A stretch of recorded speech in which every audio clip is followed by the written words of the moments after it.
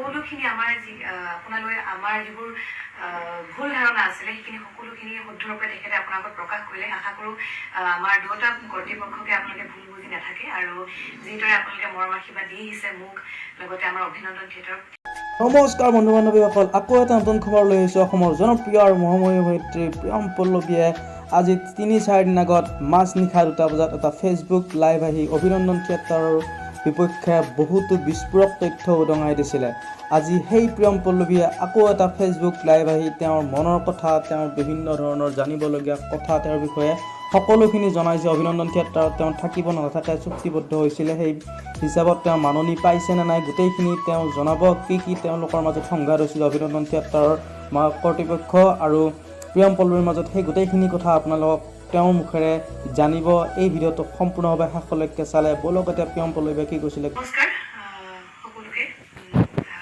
আৰু আজি লাইভটোৰ জৰিয়তে আপোনালোকক দুটামান কথা স্পষ্টীকৰণৰ বাবে এই লাইভটো অহা হ'ল। যিহেতু আপুনি দুদিন ধৰি সকলোৱে জ্ঞাত যে মই থকা এই বছৰ চুক্তিবদ্ধ আমাৰ অভিনন্দন থিয়েটাৰ প্ৰযোজক আৰু মোৰ লগত হোৱা বাদ বিবাদৰ এটি সৰু ঘটনাৰ লগত মই অহা 3 দিন আগত মই লাইভ এটি আহিছিলোঁ। গতিকে সেই সন্দৰ্ভত যিহেতু ৰাইজে আৰু কমিটিয়ে মোৰ পৰা এতিয়ালৈকে স্পষ্টীকৰণ বিচৰা নাছিলে, সেইবাবে মই সেই বিষয়টো লৈ পেলাই আজি এই লাইভটোত আহিছোঁ। গতিকে যিহেতু আপোনালোকে এই দুদিনত মোক এই যিটো মোৰ লগত হোৱা ইনচিডেণ্ট, সেইটো হিচাপত আপোনালোকে যিভাৱে মোৰ লগত থিয় হৈ থাকিলে বা মোক ছাপোৰ্ট কৰিলে, মোৰ হৈ পেলাই আপোনালোকে মাত দিছে, গতিকে তাৰ বাবে আপোনালোকক অশেষ অশেষ ধন্যবাদ।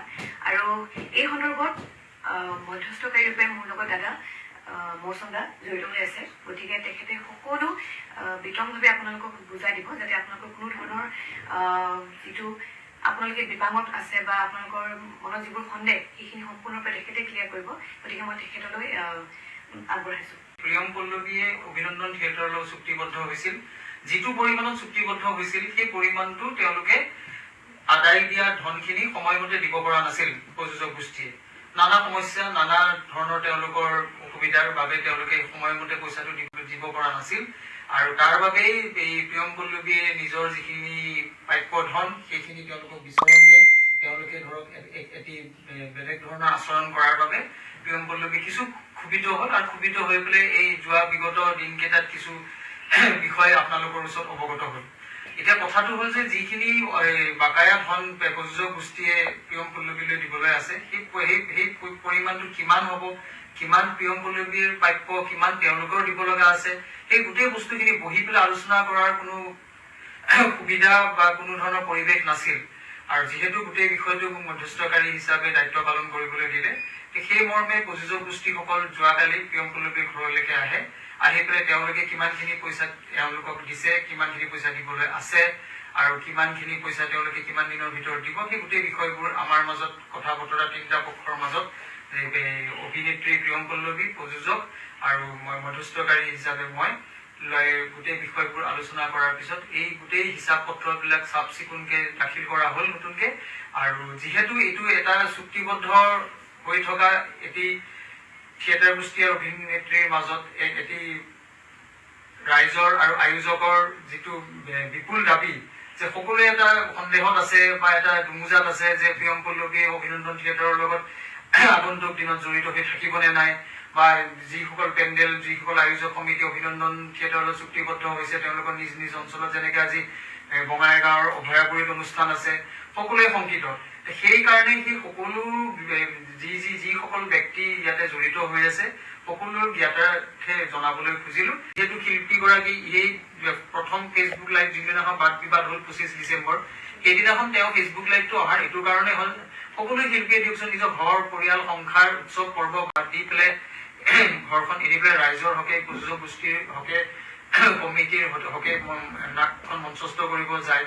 সেইদিনাখন যদি পাৰিশ্ৰমিক দিম বুলি তেনেকে ৰখাই থোৱা হয় আৰু সেইটো সময়ত যদি নিৰাপত্তাহীনতাত ভোগে, সেইবাবেই সেই লাইভটো আহিবলগীয়া হ'ল। সেইটোত কোনো যাতে ভুল নুবুজে।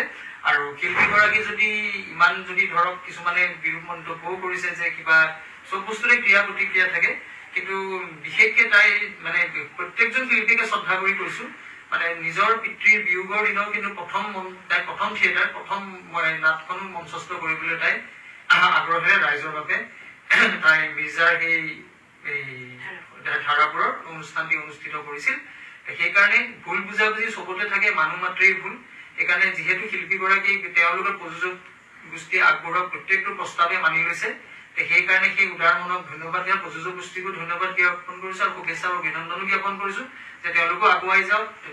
বাকী অন্য কলা কৌশলীসকলো জড়িত হৈ থাকে, বহুতৰ ঘৰ পৰিয়ালৰ ইয়াতে কথা চিন্তা কৰি সকলোৰে হৈ পেলাই আমি তেওঁলোকৰ প্ৰস্তাৱখিনি গ্ৰহণ কৰিছো। ধন্যবাদ মৌচুমদা।